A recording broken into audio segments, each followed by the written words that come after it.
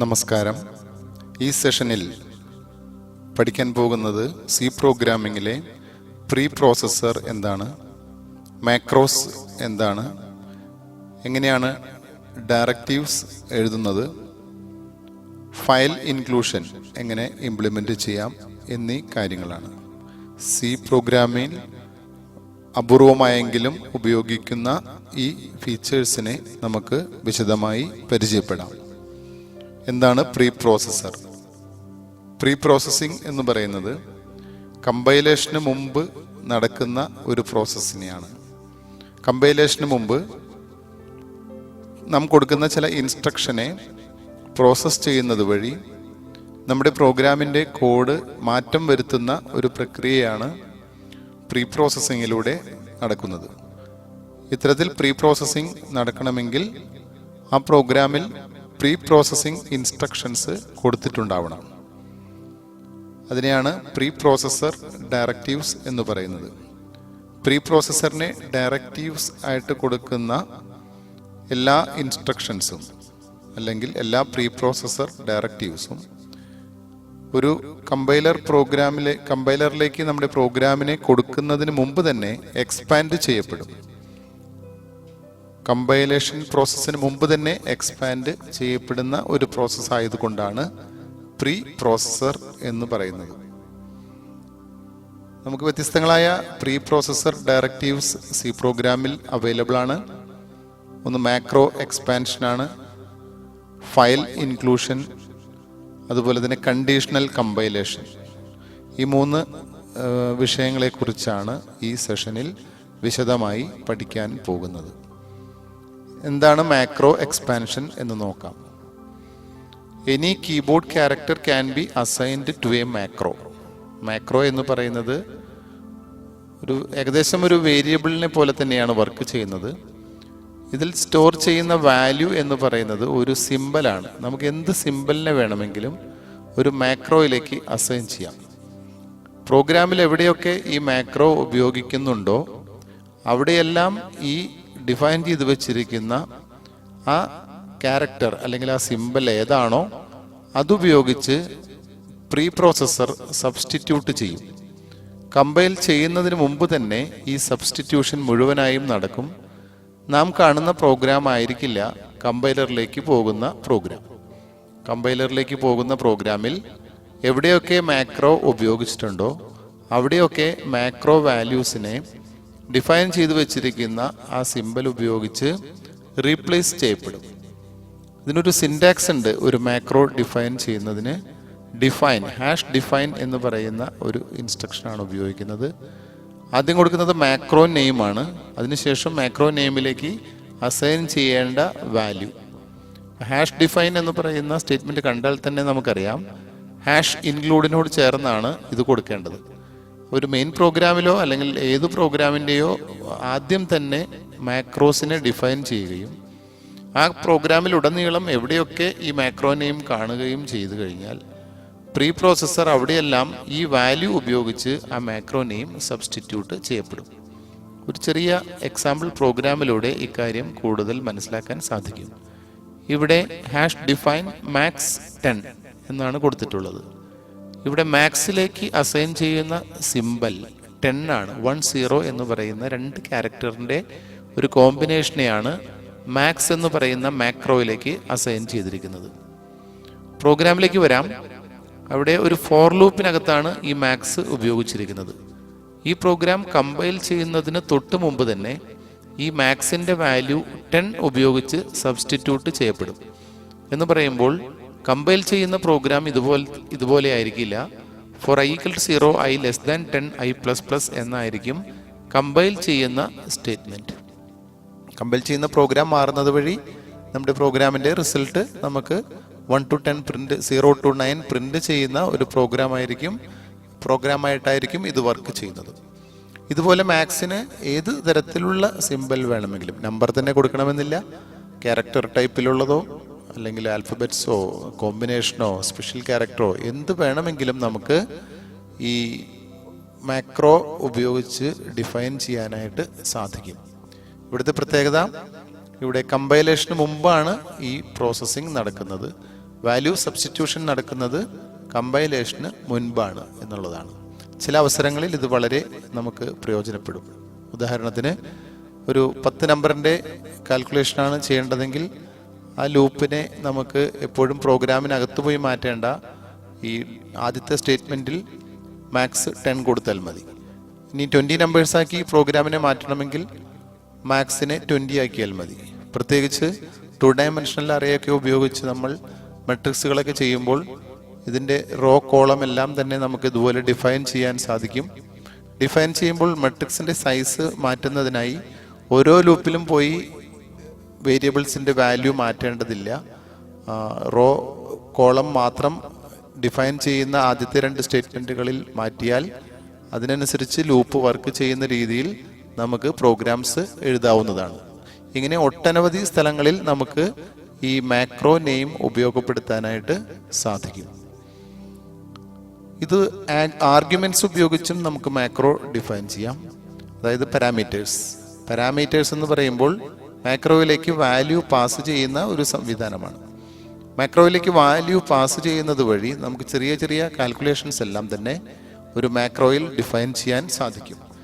ഇതിൻ്റെ syntax #define macro name within brackets parameters. ഈ മാക്രോയിലേക്ക് നാം കൊടുക്കാൻ ഉദ്ദേശിക്കുന്ന പാരാമീറ്റേഴ്സ് ബ്രാക്കറ്റിൽ നമുക്ക് കൊടുക്കാം. അതിനുശേഷം നമ്മൾ ഒരു എക്സ്പ്രഷൻ കൊടുക്കുകയാണെങ്കിൽ, ഈ പാരാമീറ്റർ ഉപയോഗിച്ചുള്ള ഒരു എക്സ്പ്രഷൻ ആണെങ്കിൽ ഈ മാക്രോ നെയിം കാണുന്ന എല്ലാ സ്ഥലത്തും ഈ എക്സ്പ്രഷൻ സബ്സ്റ്റിറ്റ്യൂട്ട് ചെയ്യപ്പെടും. ഒരു ഉദാഹരണത്തിലൂടെ ഇക്കാര്യം കൂടുതൽ മനസ്സിലാക്കാൻ സാധിക്കും. ഇവിടെ നോക്കുക, #define area within brackets x. ഒരു പാരാമീറ്ററാണ് കൊടുത്തിട്ടുള്ളത്. ഒന്നിൽ കൂടുതലുണ്ടെങ്കിൽ കോമ ഉപയോഗിച്ച് എഴുതാവുന്നതാണ്. ഏരിയ എക്സ് എന്ന് പറയുമ്പോൾ എക്സ് ഒരു പാരാമീറ്ററും ഏരിയ എന്ന് പറയുന്നത് മാക്രോ നെയിമുമാണ്. ക്യാപിറ്റൽ തന്നെ കൊടുക്കണമെന്നുമില്ല. ക്യാപിറ്റൽ കൊടുക്കുന്നത് മാക്രോ പെട്ടെന്ന് തിരിച്ചറിയാൻ വേണ്ടിയിട്ടാണ്. അല്ലെങ്കിൽ ഒരു പക്ഷേ പ്രോഗ്രാമിൽ ഫംഗ്ഷനും മാക്രോയും തമ്മിൽ കൺഫ്യൂഷൻ ഉണ്ടാകാൻ സാധ്യതയുണ്ട്. വേരിയബിളും മാക്രോയും തമ്മിൽ കൺഫ്യൂഷൻ ഉണ്ടാകാൻ സാധ്യതയുണ്ട്. ഇതൊക്കെ കാരണമാണ് ഇത് ക്യാപിറ്റൽ ലെറ്ററിൽ കൊടുത്ത് കാണിച്ചിരിക്കുന്നത്. ഏരിയ എന്ന് പറയുന്ന ആ മാക്രോയിലേക്ക് എക്സ് എന്ന് പറയുന്ന പാരാമീറ്റർ വരികയും ആ എക്സ് ഉപയോഗിച്ച് തൊട്ടടുത്ത് കാണിച്ചിരിക്കുന്ന എക്സ്പ്രഷൻ കാൽക്കുലേറ്റ് ചെയ്യപ്പെടുകയും ചെയ്യും. ഈ മാക്രോ സബ്സ്റ്റിറ്റ്യൂട്ട് ചെയ്യുന്നത് 3.14 × x എന്നുള്ള കാൽക്കുലേഷൻ ഉപയോഗിച്ചിട്ടാണ്. ഈ വാല്യൂ ഇവാലുവേറ്റ് ചെയ്ത് അവിടെ സബ്സ്റ്റിറ്റ്യൂട്ട് ചെയ്യുന്ന രീതിയിലേക്കാണ്, ഈ എക്സ്പ്രഷനെ സബ്സ്റ്റിറ്റ്യൂട്ട് ചെയ്യുന്ന രീതിയിലാണ് ഈ പ്രോഗ്രാം വർക്ക് ചെയ്യുന്നത്. അപ്പോൾ നമുക്ക് നോക്കാം, പ്രോഗ്രാമിൽ int r1 = 5 r2 = 10. അതിനുശേഷം ഒരു പ്രിന്റ് ഓഫ് സ്റ്റേറ്റ്മെന്റിനകത്ത് പ്രിന്റ് ചെയ്യാൻ പറഞ്ഞിരിക്കുന്നത് ഒരു വാല്യൂ അല്ലെങ്കിൽ ഒരു വേരിയബിൾ അല്ല, ഏരിയ എന്ന് പറയുന്ന മാക്രോയാണ്. ഏരിയ എന്ന് പറയുന്ന മാക്രോയിൽ പാരാമീറ്റർ ആയിട്ട് r1 പാസ് ചെയ്യുന്നു. അതായത് 5 എന്ന് പറയുന്ന വാല്യൂ മാക്രോയിലേക്ക് പാസ് ചെയ്യുകയും അതിൻ്റെ ഏരിയ കാൽക്കുലേറ്റ് ചെയ്യുകയും ആ ഏരിയ അവിടെ പ്രിന്റ് ചെയ്യുകയും ചെയ്യും. അതുപോലെ രണ്ടാമത്തെ പ്രിന്റ് ഓഫ് സ്റ്റേറ്റ്മെന്റിൽ r2 10 ആയിട്ടാണ് കൊടുത്തിട്ടുള്ളത്. ആ 10 പാരാമീറ്റർ ആയിട്ട് മാക്രോയിലേക്ക് പാസ് ചെയ്യുകയും ആ കാൽക്കുലേഷൻ നടത്തി ആ വാല്യൂ അവിടെ സബ്സ്റ്റിറ്റ്യൂട്ട് ചെയ്യുകയും ചെയ്യും. ഇങ്ങനെ 2 വ്യത്യസ്തങ്ങളായ മാക്രോ പാരാമീറ്റർ ഉപയോഗിച്ച് കോൾ ചെയ്യുന്ന 2 സിറ്റുവേഷനാണ് ഈ എക്സാമ്പിളിൽ കൊടുത്തിട്ടുള്ളത്. അടുത്തത് ഫയൽ ഇൻക്ലൂഷൻ. പ്രീ പ്രോസസ്സിംഗ് ടൈമിൽ നടക്കുന്ന മറ്റൊരു പ്രോസസ്സാണ് ഫയൽ ഇൻക്ലൂഷൻ. ഇവിടെ #include എന്ന് പറയുന്ന സ്റ്റേറ്റ്മെന്റ് തന്നെയാണ് നാം ഉപയോഗിക്കുന്നത്. #include ഹെഡർ ഫയൽസിനെ ഇൻക്ലൂഡ് ചെയ്യാനും നാം ഉപയോഗിക്കുന്നുണ്ട്. അതോടൊപ്പം തന്നെ നമ്മുടേതായ മറ്റേതെങ്കിലും ഒരു ഫയലിനെ ഈ പ്രോഗ്രാമിലേക്ക് അറ്റാച്ച് ചെയ്യണമെങ്കിൽ, കമ്പൈലേഷന് മുമ്പ് തന്നെ കൊണ്ടുവരണമെങ്കിൽ നമുക്ക് include file name double quotation മാർക്സിൽ കൊടുക്കാം. ഡബിൾ കൊട്ടേഷൻ മാർക്സിൽ കൊടുക്കുമ്പോൾ അതിൻ്റെ ഡയറക്ടറി സെർച്ചിങ്ങിന് അല്പം വ്യത്യാസമുണ്ട്. അതുകൊണ്ടാണ് ഹെഡർ ഫയൽസ് സ്റ്റോർ ചെയ്തിരിക്കുന്ന ഫോൾഡറിലല്ല നോക്കുക. നാം ഏത് ഫോൾഡറിൽ നിന്നിട്ടാണോ പ്രോഗ്രാം കമ്പൈൽ ചെയ്യുന്നത് ആ ഫോൾഡറിൽ നിന്ന് തന്നെ ആ ഫയൽ നെയിമിനെ കണ്ടെത്തി എടുക്കുകയാണ് ചെയ്യുക. മറ്റൊരു ഫയലിനെ നമ്മുടെ പ്രോഗ്രാമിലേക്ക് അറ്റാച്ച് ചെയ്യാൻ വേണ്ടിയിട്ടാണ് ഫയൽ ഇൻക്ലൂഷൻ എന്ന് പറയുന്ന പ്രീ പ്രോസസർ ആക്ടിവിറ്റി ഉപയോഗിക്കുന്നത്. ഏകദേശം ഹെഡർ ഫയൽ ഇൻക്ലൂഷന് സമമാണ്. നമുക്ക് ഇത് ഉപയോഗിച്ചുകൊണ്ട് ഒരു ഫയലിൻ്റെ കോഡ് നമ്മുടെ പ്രോഗ്രാമിലേക്ക് ഇൻസെർട്ട് ചെയ്യാൻ സാധിക്കും. സാധാരണ മറ്റ് സി പ്രോഗ്രാമുകളാണ് നാം ഇതുപോലെ ഇൻക്ലൂഡ് ചെയ്യുക. മറ്റേതെങ്കിലും ഫയലുകൾ ഇൻക്ലൂഡ് ചെയ്തതുകൊണ്ട് നമുക്ക് പ്രോഗ്രാമിങ്ങിൽ ഉപയോഗമൊന്നുമില്ല. മാത്രവുമല്ല കമ്പൈലേഷൻ ടൈമിൽ അത് സിൻടാക്സ് എറർ കാണിക്കുകയും ചെയ്യും. സിൻടാക്സ് എറർ ഒന്നും ഇല്ലാത്ത മറ്റൊരു സി പ്രോഗ്രാമിനെ നമുക്കിവിടെ ഇൻക്ലൂഡ് ചെയ്യാം. അല്ലെങ്കിൽ നമ്മുടേതായ ഒരു ഹെഡർ ഫയൽ നമുക്കുണ്ടാക്കിയതിന് ശേഷം അതിനെ നമുക്ക് ഇൻക്ലൂഡ് ചെയ്യാം. ഏത് തരത്തിലുള്ള ഫയലും നമുക്കിവിടെ ഇൻക്ലൂഡ് ചെയ്യാം. പക്ഷേ ആ ഫയലിൻ്റെ കണ്ടന്റ് എന്ന് പറയുന്നത് സി ലാംഗ്വേജിൻ്റെ കമ്പൈലർ അക്സെപ്റ്റ് ചെയ്യുന്ന ഇൻസ്ട്രക്ഷൻസ് ആയിരിക്കണം എന്നുള്ളത് നിർബന്ധമാണ്. ഡിഫോൾട്ട് ഡയറക്ടറിയിൽ ഈ ഫയൽ ഉണ്ടായിരിക്കുകയും വേണം. ഫയൽ നെയിം കൊടുക്കുമ്പോൾ ആ ഫയൽ നെയിമിൻ്റെ എക്സ്റ്റൻഷൻ കൂടി കൊടുക്കേണ്ടതായിട്ടുണ്ട്. ഒന്നിൽ കൂടുതൽ ഫയൽസ് ഇതുപോലെ നമുക്ക് ഇൻക്ലൂഡ് ചെയ്യാം. ഒന്നിൽ കൂടുതൽ ഹെഡർ ഫയൽസ് ഇൻക്ലൂഡ് ചെയ്യുന്നത് പോലെ അതിൻ്റെ താഴെയോ മുകളിലോ ഒക്കെയായി #include ഫയൽ നെയിം സിൻടാക്സ് ഉപയോഗിച്ച് എത്ര യൂസർ ഡിഫൈൻഡ് ഫയൽസ് വേണമെങ്കിലും നമുക്കിതിലേക്ക് ഇൻക്ലൂഡ് ചെയ്യാം. ഇതിൻ്റെ അഡ്വാൻറ്റേജസ് എന്ന് പറയുന്നത് നമുക്ക് വലിയ വലിയ പ്രോഗ്രാംസ് ഒക്കെ ചെയ്യുമ്പോൾ അതിനെ ചെറിയ ചെറിയ പ്രോഗ്രാംസ് ആക്കി മാറ്റിക്കൊണ്ട് ഓരോ പ്രോഗ്രാമിനെയും നമുക്ക് മെയിൻ പ്രോഗ്രാമിലേക്ക് ഇൻക്ലൂഡ് ചെയ്യാവുന്നതാണ്. അങ്ങനെ വരുമ്പോൾ ലെങ്തി പ്രോഗ്രാംസ് ട്രബിൾ ഷൂട്ട് ചെയ്യുന്ന ബുദ്ധിമുട്ടുകളെല്ലാം തന്നെ ഒഴിവാക്കാൻ സാധിക്കും. ഓരോ പ്രോഗ്രാമും പ്രത്യേകം കമ്പൈൽ ചെയ്യുകയും ഒടുവിൽ എല്ലാം കൂടി ചേർത്ത് ഒറ്റ പ്രോഗ്രാമാക്കി മാറ്റുന്നതിന് പകരം ഓരോ ഫയലും ഈ മെയിൻ പ്രോഗ്രാമിൻ്റെ ആദ്യത്തിലേക്ക് ഇൻക്ലൂഡ് ചെയ്യുകയും ചെയ്തു കഴിഞ്ഞാൽ നമുക്കതിനെ ഒരൊറ്റ പ്രോഗ്രാമാക്കി ചെയ്യാം. വലിയ വലിയ പ്രോജക്റ്റുകളൊക്കെ ചെയ്യുമ്പോൾ ഈ ഫയൽ ഇൻക്ലൂഷൻ കൺസെപ്റ്റ് വളരെ യൂസ്ഫുള്ളാണ്. അതുപോലെ തന്നെ നമ്മളായിട്ട് ഡിഫൈൻ ചെയ്തിരിക്കുന്ന വ്യത്യസ്തങ്ങളായ യൂസർ ഡിഫൈൻഡ് ഫംഗ്ഷനുകൾ ഹെഡർ ഫയലിൽ ഇല്ലാത്തതോ അല്ലെങ്കിൽ അതിന് സമാനമായിട്ടുള്ളതോ ആയ user defined functions programmers define ചെയ്യുന്നതെല്ലാം കൂടി ഒരു ഗ്രൂപ്പാക്കുകയും അതിനെ ഒരു സെപ്പറേറ്റ് ഫയലിലേക്ക് സ്റ്റോർ ചെയ്യുകയും ചെയ്തുകൊണ്ട് ആ ഫയലിനെ നമുക്ക് ആവശ്യമായ സ്ഥലങ്ങളിൽ ഇൻക്ലൂഡ് ചെയ്യാനും ഈ കൺസെപ്റ്റ് നമുക്ക് ഉപയോഗപ്പെടുത്താം. അതായത് നമ്മുടേതായ ഒരു ഹെഡർ ഫയൽ, ഉദാഹരണത്തിന് ഒരു stdio.h ഇൻക്ലൂഡ് ചെയ്യുമ്പോൾ stdio.hൽ ഒത്തിരി ലൈബ്രറി ഫങ്ഷൻസിനെ ഡിഫൈൻ ചെയ്ത് വെച്ചിട്ടുണ്ട്. സ്കാൻഎഫ്, പ്രിന്റ്എഫ് പോലെയുള്ള ഒത്തിരി യൂസർ ഡിഫൈൻഡ് ഫങ്ഷൻസ്, ഒത്തിരി ലൈബ്രറി ഫങ്ഷൻസ് ഉൾക്കൊള്ളുന്ന ഒരു ഫയലാണ് stdio.h. stdio.hലെ ഈ ഫങ്ഷൻസിനെ എല്ലാം നമുക്ക് നമ്മുടെ പ്രോഗ്രാമിൽ ഉപയോഗിക്കാൻ സാധിക്കുന്നു. അതുപോലെ നാം ഡിഫൈൻ ചെയ്ത് വെച്ചിട്ടുള്ള യൂസർ ഡിഫൈൻഡ് ഫങ്ഷൻസിൻ്റെ ഒരു കളക്ഷൻ ഒരു ഹെഡർ ഫയലായി നമുക്ക് പേര് കൊടുക്കാം വേണമെങ്കിൽ. എന്നിട്ട് അതിനെ നാം ഇൻക്ലൂഡ് ചെയ്യുകയും ചെയ്യാം. അങ്ങനെയാണെങ്കിൽ ആ ഇൻക്ലൂഡ് ചെയ്യുന്ന ആ ഫയലിലുള്ള ഏത് ഫങ്ഷനെ വേണമെങ്കിലും നമുക്ക് നമ്മുടെ പ്രോഗ്രാമിൽ ഉപയോഗിക്കാനും സാധിക്കും.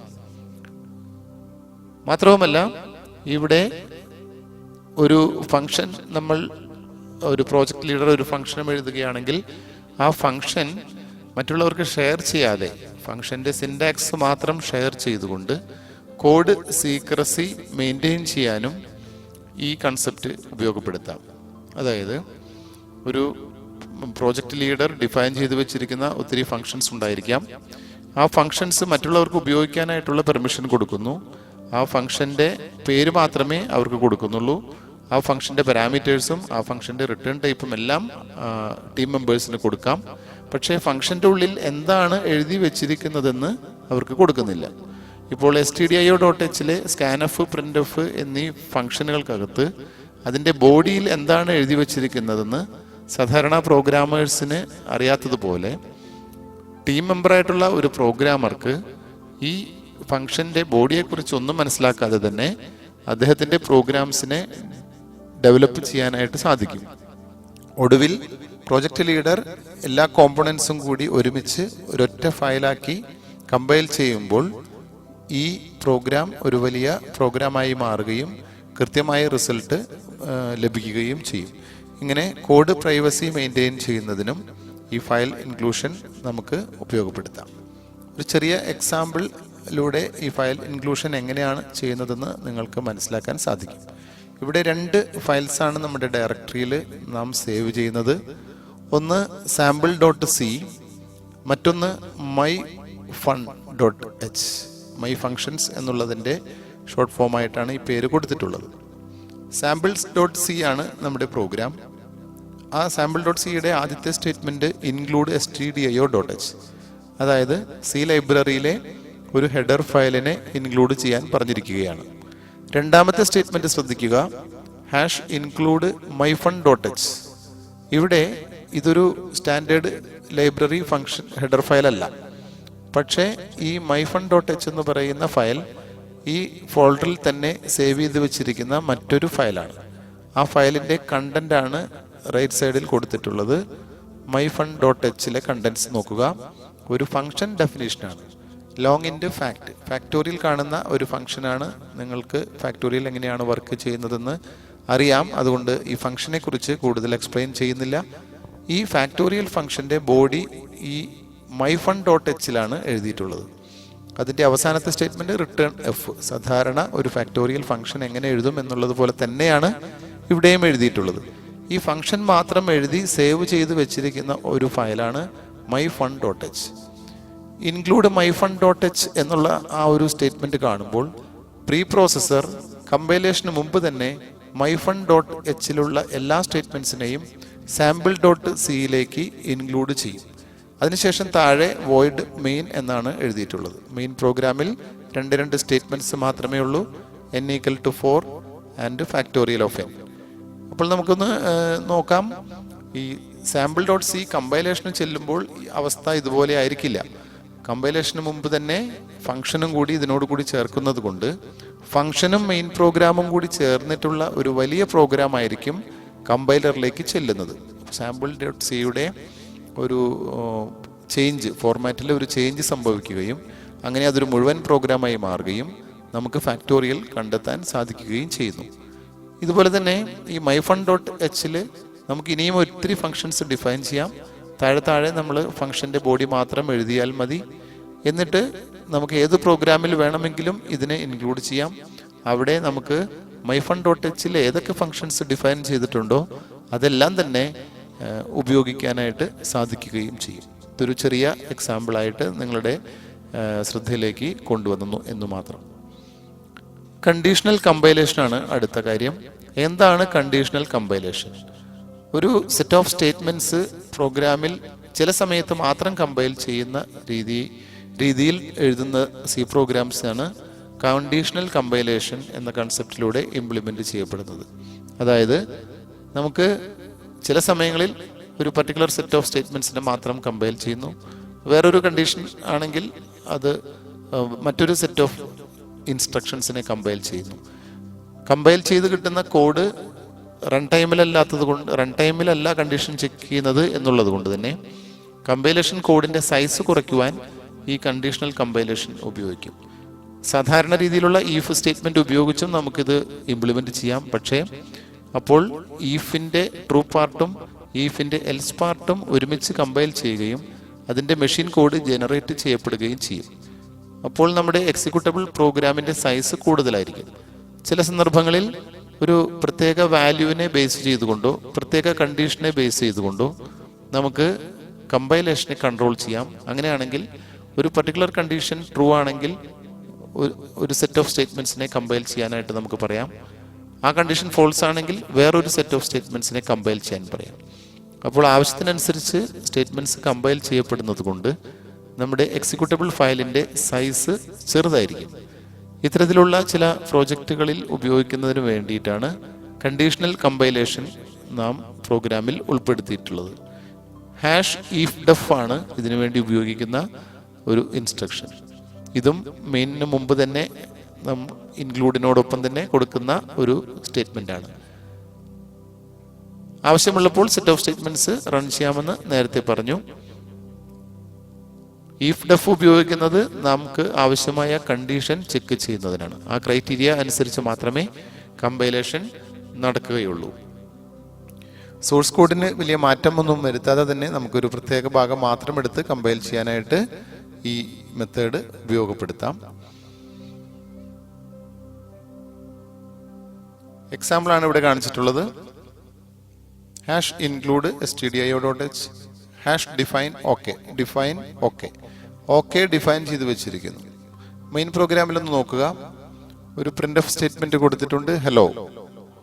അപ്പോൾ ഈ മെയിൻ പ്രോഗ്രാം റൺ ചെയ്യുമ്പോൾ ആദ്യം തന്നെ കമ്പൈൽ ചെയ്യുന്ന സ്റ്റേറ്റ്മെന്റ് പ്രിന്റ് ഓഫ് ഹലോ ആയിരിക്കും. പിന്നീട് കമ്പൈൽ ചെയ്യുന്ന സ്റ്റേറ്റ്മെന്റ് ഏതാണെന്ന് തീരുമാനിക്കുന്നത് ഓക്കെ അനുസരിച്ചാണ്. Define okay, hash define okay എന്ന് പറയുന്ന സ്റ്റേറ്റ്മെന്റ് ഇവിടെ ഉള്ളതുകൊണ്ട് ഓക്കെ ഡിഫൈൻഡ് ആണ്. അടുത്ത സ്റ്റേറ്റ്മെന്റിൽ എഴുതിയിരിക്കുന്ന ഇഫ് ഡെഫ് നോക്കുക. ഹാഷ് ഇഫ് ഡെഫ് ഓക്കെ, പ്രോഗ്രാമിനകത്താണ് ഹാഷ് ഇഫ് ഡെഫ് ഉപയോഗിക്കുന്നത്. If def okay, that means okay defined ആണെങ്കിൽ, ഓക്കെ എന്ന് പറയുന്ന മാക്രോ ഡിഫൈൻ ചെയ്തിട്ടുണ്ടെങ്കിൽ താഴെയുള്ള സ്റ്റേറ്റ്മെന്റ്സിനെ കമ്പൈൽ ചെയ്യണം. അങ്ങനെയല്ല, ആ ഓക്കെ ഡിഫൈൻ ചെയ്തിട്ടില്ല എങ്കിൽ ഹാഷ് എൽസ്, അതിൻ്റെ എൽസിൻ്റെ താഴെ വരുന്ന രണ്ട് സ്റ്റേറ്റ്മെന്റിനെ കമ്പൈൽ ചെയ്യണം. എന്തായാലും ഇതിലേതെങ്കിലും ഒരു സെറ്റ് ഓഫ് സ്റ്റേറ്റ്മെന്റ്സ് മാത്രമേ കമ്പൈൽ ചെയ്യപ്പെടുകയുള്ളൂ. അത് ആദ്യമേ തന്നെ തീരുമാനിക്കും, പ്രീ പ്രോസസ്സർ തന്നെ തീരുമാനിക്കും ഏതൊക്കെയാണ് കമ്പൈൽ ചെയ്യേണ്ടതെന്ന്.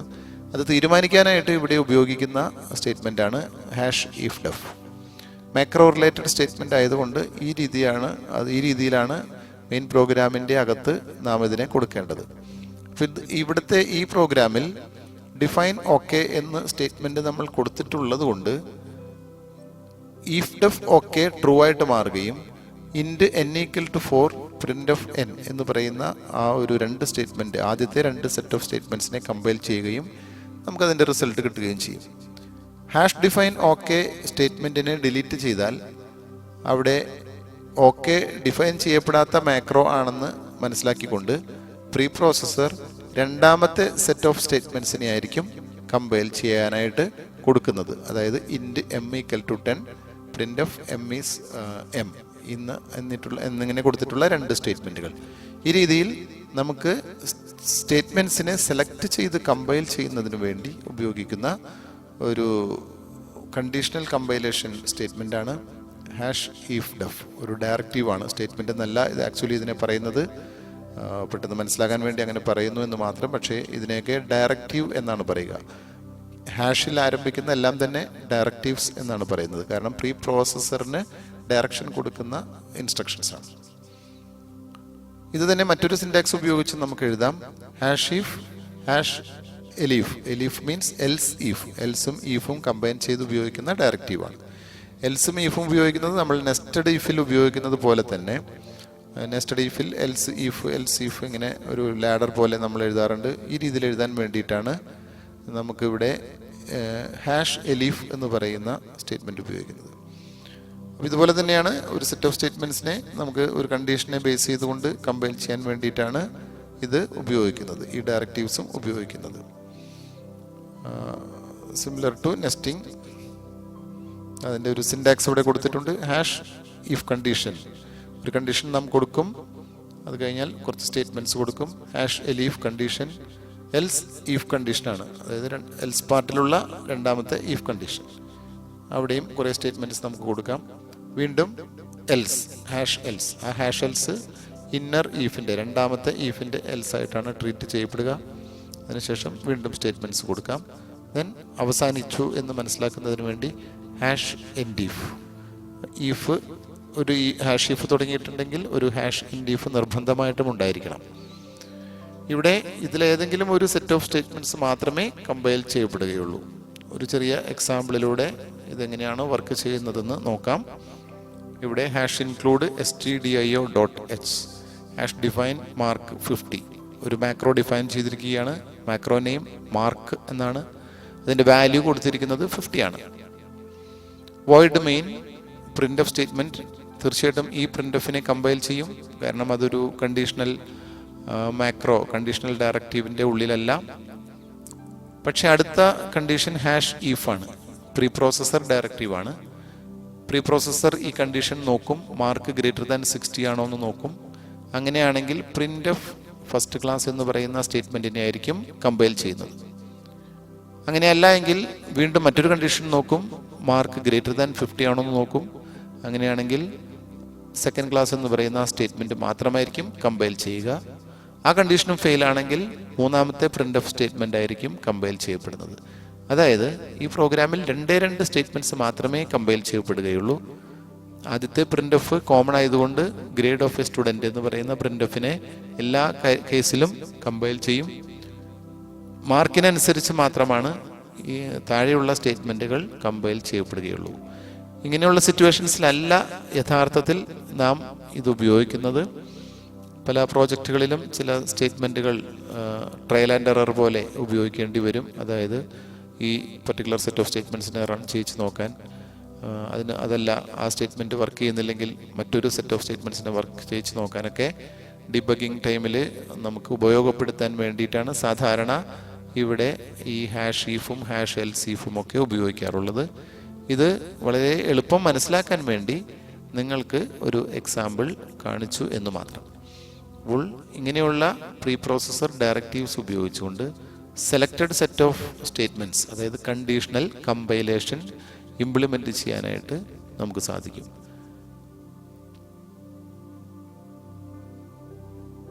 ഈ സെഷനിൽ നിന്നും പ്രീ പ്രോസസർ എന്താണെന്നും പ്രീ പ്രോസസർ ഡയറക്റ്റീവ്സ് എന്താണെന്നും ഏതൊക്കെയാണ് വ്യത്യസ്തങ്ങളായ പ്രീ പ്രോസസർ ഡയറക്റ്റീവ്സ് എന്നും മനസ്സിലാക്കാൻ നിങ്ങൾക്ക് സാധിച്ചിട്ടുണ്ടാകും എന്ന് കരുതുന്നു. ഇത്രയും സമയം ഈ ക്ലാസ് കേട്ട നിങ്ങൾക്ക് നന്ദി. ഈ ചാനലിൽ നിന്നും ഇനിയും തുടർന്നു വരുന്ന എഡ്യൂക്കേഷണൽ വീഡിയോസ് നിങ്ങൾക്ക് നോട്ടിഫിക്കേഷൻ ലഭിക്കുന്നതിന് ഈ ചാനൽ സബ്സ്ക്രൈബ് ചെയ്യുകയും അതിൻ്റെ ബെൽ ബട്ടൺ ക്ലിക്ക് ചെയ്യുകയും ചെയ്യണമെന്ന് അഭ്യർത്ഥിച്ചുകൊണ്ട് ഒരിക്കൽ കൂടി താങ്ക് യു.